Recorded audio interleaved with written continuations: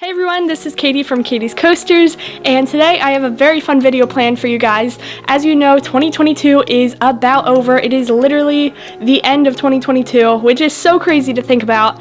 This year was literally so awesome, probably my best year for coasters. That being said, today I'm going to be sharing with you my top 22 coasters from the year 2022. I do want to clarify, these are all the new coasters I rode in. I gained about 83 new coaster credits in 2022. So today, basically, I'm just going to be sharing with you my top 22 new coasters that I rode in the year 2022. I hope you guys are excited, and let's just get right into this video.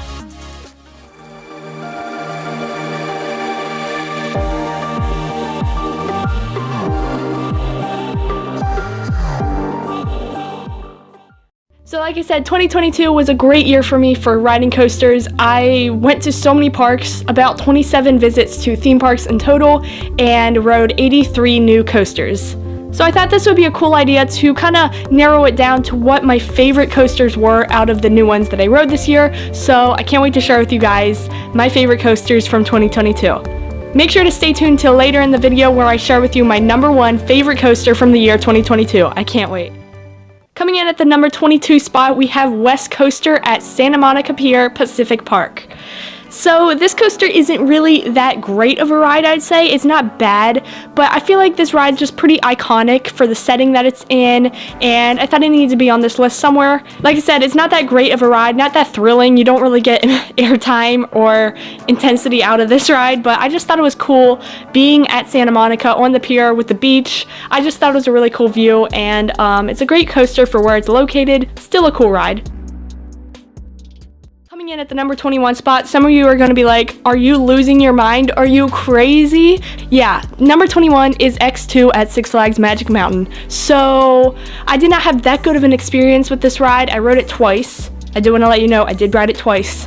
And just coming off the second time, I'm like, okay, I'm done. I don't need to ride it anymore. It didn't really impress me much. It was honestly kind of painful, and I don't see how people can just ride this and enjoy it. So X2, you are not that high on my list for sure. It was kind of hard for me to rank this because it was literally so not enjoyable that I didn't know where to rank it. So definitely this ride is one that you would not want to ride if you don't like coasters much, because let me tell you, it is an odd experience. It's probably one of the weirdest coasters you can ever ride. It's weird, very weird. It's super intense though, I do gotta give it that. It is really intense, crazy intense. But man, X2 is one of the weirdest, strangest rides I've ever ridden, and it's kind of hard to explain. It's really weird. It's X2. Coming in at the number 20 spot is Electric Eel at SeaWorld San Diego. So it's a Skyrocket 2, pretty basic. They don't really do much for me, but somehow it's better than X2, so that's telling you something. But yeah, these rides are okay. I guess they're good for what they are, but yeah, I thought it was pretty though. I like the teal color scheme on it though, that's cool.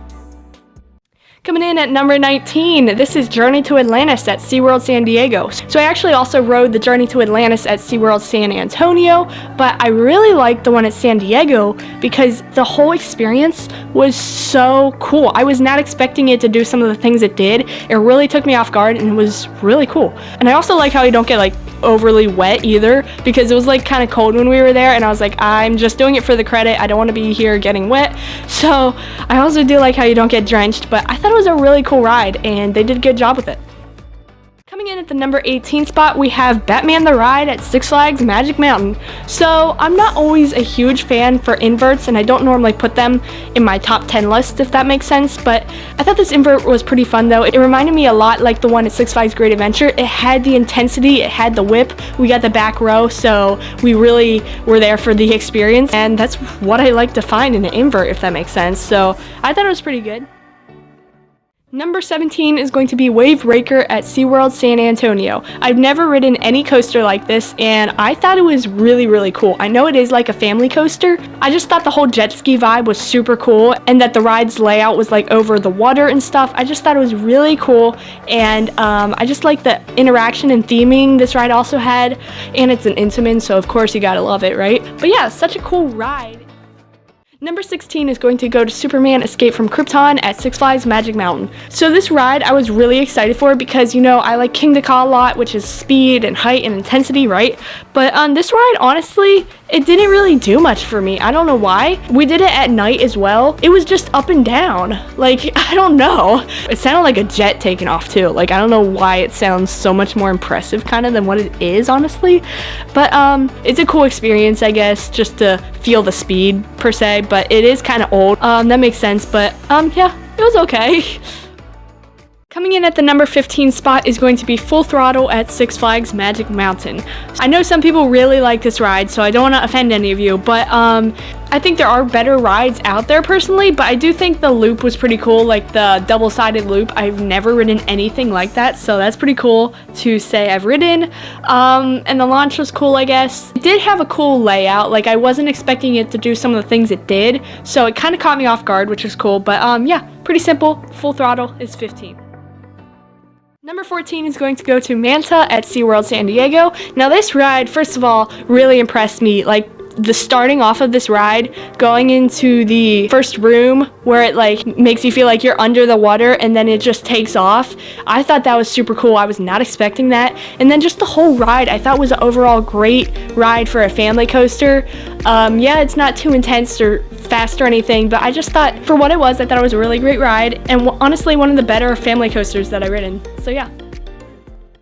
Number 13 is going to go to Powder Keg at Silver Dollar City. We obviously rode it a few times, and honestly, it was amazing. Like, for what it was, it had a switch track, which is cool, and then the launch, I thought was pretty forceful, okay? I thought it was. I got some good airtime moments. It was also what I thought a pretty long ride for what it was. It had a launch, and then it also had a lift hill throughout the layout, so that was cool. But yeah, me and my sister really liked it. That was her first big coaster, so we had a fun time on that one, but yeah.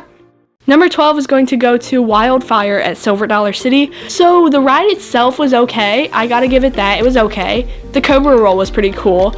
But really the main thing that made me like this ride was just the view. Like, I never rode a coaster with like a view that impressive, if you know what I mean. And especially just the deck out beyond the station was absolutely gorgeous. Like, videos and pictures do not do justice, but just the whole setting that this ride is in is absolutely perfect for the park, and I love it so much. But it was a really fun B&M sit down, and it's kind of basic, but also the view was just phenomenal.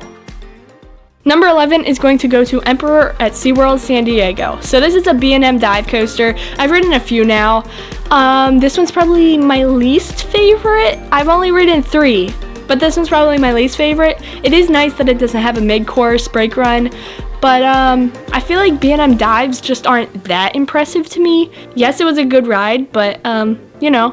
So I think it was a good ride. I like the color scheme of it too. Like, I like the teals. It's pretty. I don't know.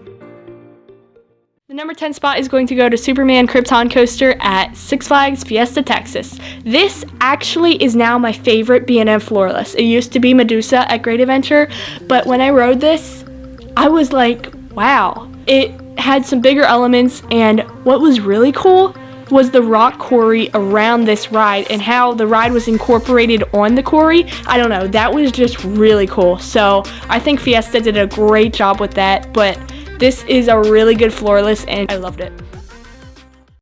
Number 9 is going to go to Dr. Diabolical's Cliffhanger at Six Flags Fiesta Texas. So like I said, I'm not a huge fangirl of B&M dive coasters, but this one honestly surprised me. First of all, going into the line, it had theming, guys. I about fell on the floor when I walked into the room and saw the theming. I was like, wait. I'm at Six Flags, guys. So I thought the Dr. Diabolical theming and all that was just top notch. I thought it was amazing, and everything they did with it was awesome. Also, it had double-sided lockers in the line queue, which is amazing. Also, dispatches were amazing on this ride. They were just on top of it. I loved it. The ride was good. It is a pretty steep drop, so that was pretty nice. It is the world's steepest drop on a dive coaster. So, yeah, they did a great job. Number 8 is going to go to Wonder Woman Flight of Courage at Six Flags Magic Mountain. If you know me, you know I am a fan of RMC single rails, and this is just another amazing one. I think every park needs one if they don't have one, because it's just a perfect ride for everyone, I feel like. I just like how these rides are just set up. They're so cool. And yeah, I love that ride. Number 7 is going to go to Tatsu at Six Flags Magic Mountain. So personally for me, I always really liked B&M flying coasters. I know that's unpopular, and Tatsu was amazing. It was so tall. Like, it was amazing. Each element, you were literally towering over the park, and it was so crazy. Like, you're so tall, and oh my goodness, guys, the pretzel loop, I don't know how many G's that pulled, but oh my gosh, that was intense. Like, you were like being smushed like a pancake in the pretzel loop. You're like, oh my gosh, it's still going. We're still going around. That was mad intense, guys. Wow. But Tatsu, I loved it so much. It was so good, and I love the new repaint. But yeah, Tatsu, I love you. Number 6 is going to go to Incredicoaster at Disneyland's California Adventure. Oh my goodness, I love this ride so much. Yes, it's an Intamin, so of course I love it. But oh my goodness, I always heard of this ride, but I was like, it's a Disney ride. It's not going to be that thrilling or anything, but I found some pretty good thrills in it, and the theming also, I mean, it's Disney, guys. The theming's going to be amazing. So I loved how it was themed to The Incredibles, and I loved the on-ride audio during the ride. The launch was so good. Just the whole ride, and it's not a short ride either. I love how long it is. Disney does an amazing job with their coasters, and let me tell you, I've never seen better dispatches for a coaster in all my life. They don't mess around, let me just say that. So it's just really amazing seeing this ride in action and actually being there in person. So I think this ride is super underrated. People need to give it more love because oh my goodness, I love it so much. And yeah, this ride is awesome. I love it. Number 5 is going to go to West Coast Racers at Six Flags Magic Mountain. I feel like this ride needs to get more love than what it does because I got some good pops of airtime. The hang time was good. I thought the pacing of the ride was good. It had 2 launches. And then I thought the ride was over when we hit the brake run, right? But then we went into the other side and got our cars fixed per se, and then we went back out and launched again and went on the other side of the track. I just thought that was super cool. We basically got to ride the ride 2 times, but just on a different kind of track, you know what I mean? But wow, I really love that ride, and I like how it's also dueling. Dueling coasters are amazing, and it just kind of makes it a whole nother level. It's just super cool. And I really love this ride. It's super underrated. Number 4 is going to go to Outlaw Run at Silver Dollar City. So this is not one of my favorite RMCs, but it was pretty good. I just didn't like how not smooth it was. I understand it's not fully an iBox RMC track, but it just really wasn't that smooth for me. I wish I could have rode it a few more times near the front more, but I think for what it was though, it was good. I thought the wave turn was pretty good. I think that's what you call it. Correct me if I'm wrong, guys. And the Heartline rolls, I do gotta say they were pretty cool. It was still good. I just think there are RMCs out there that are better. I'm sorry, guys. I still love it, but like, I think there's ones out there that are better. Speaking of RMCs that are better, coming in at the number 3 spot is Jersey Devil Coaster at Six Flags Great Adventure. I don't know if I'm biased about this ride, guys, and I really don't care, but I love Jersey Devil so much. This was my first year riding it, and I could not wait, and I just was so happy that Great Adventure was getting an RMC. I love this ride, and I could just marathon it all stinking day long. It is that good, and it needs more love, guys. It needs more appreciation because this ride is underrated. The stall is probably one of my favorite inversion elements ever. It is so good, and it's been running so fast this year. I love it so much, and I do think it's better than Wonder Woman Flight of Courage at Six Flags Magic Mountain. I love Jersey Devil so much. Coming in at spot number 2, it is going to be Time Traveler at Silver Dollar City. Oh my goodness. This was one of my most anticipated coasters for the year, and wow, I couldn't believe it when I was in the station waiting for it. I was like, I'm actually here. Honestly, it really blew me away. I always heard amazing things about it, but first of all, I had never seen a station so intricate and perfectly themed for a non-Disney park. They did a great job. All the clocks in the station just making clicking noises were amazing. Oh, the sign, guys. I never seen a cooler ride sign in all my life. It gets you really excited for what you're about to experience on the ride. It is, like I said, the best ride sign I've ever seen. And I thought their operations were great too. They are so organized there. It is amazing. But the ride itself is just so awesome.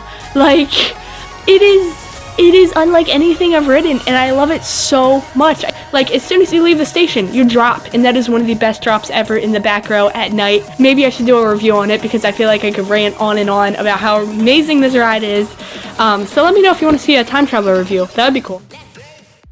But coming in at the #1 spot, my all-time new favorite roller coaster that I rode in 2022. Drum roll, please. The #1 spot goes to Twisted Colossus at Six Flags Magic Mountain. It was so hard for me to choose between Time Traveler and Twisted Colossus, but talk about an amazing RMC. I've ridden 13 RMCs, and this one is honestly so good.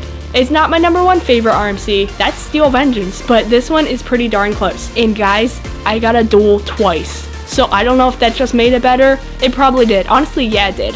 But wow, this ride just did something. First of all, when you go out of the station, there's like these little airtime hills, and that, I don't know, that's just something little that I thought was cool. And then you go up the lift hill, and let me tell you, all those elements, once you drop, they give so much airtime in that back row. It's not even funny. I loved it so much. And then once you get through the first half of the ride, you go up to the second lift hill, and hopefully there's another train coming up the lift hill. And if you're lucky, you'll get a duel, and then you go around the second half of the ride. Twisted Colossus is so underrated. I don't hear the hype about it much, but you guys need to hype it up because it is so good. I loved it so much, and I could ride this thing all day.